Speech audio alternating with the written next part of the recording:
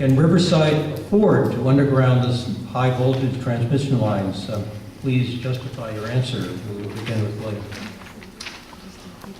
Well, as it stands, and this is a figure, these are figures that were given to me last week on Wednesday from RPU's representative, or spokesperson. As it stands right now, the project costs about $432 million, most of which will be spread out among ratepayers all throughout the state. And so it will cost residents almost nothing besides the charges that we already pay on our electric bills. We have already paid a lot of money for this, and we will continue to pay for this until it's finished being built, based on an estimate of undergrounding through Harupa Valley. There was no study done on the cost of undergrounding it through Ward 7, but based on the estimated costs for additional undergrounding in the city of Harupa Valley, it looks like it will be about $100 million additionally to underground it, a cost that I think will be well worth the protection of our community. Sure. Yeah, my understanding is that, 405, 430, somewhere in there, the 400 millions is what it's projected at. My understanding is the challenge is that, and we'll wait to hear from the CPUC, what if they find this as a viable option.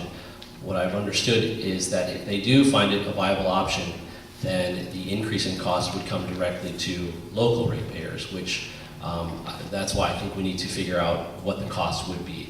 I don't think we've had that at this point. We don't know exactly. It sounds like there's an estimate, but estimates can go wrong quickly.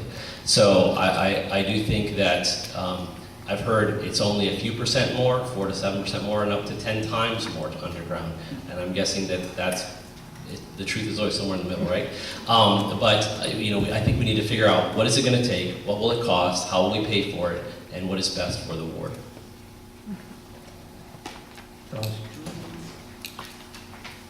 I'm not sure how they figure any of this stuff out, to be honest with you.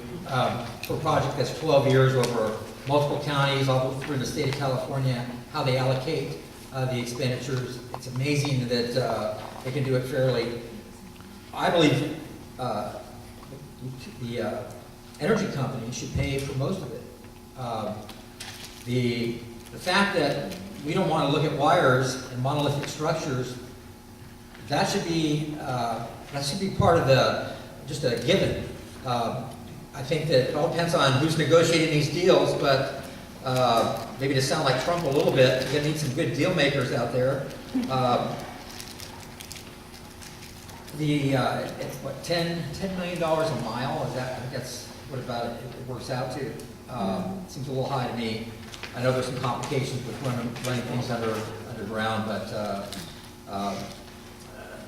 I'm interested in seeing the outcome from the state, see what they've decided. They've had a lot of undergrounding already put into this project. Okay.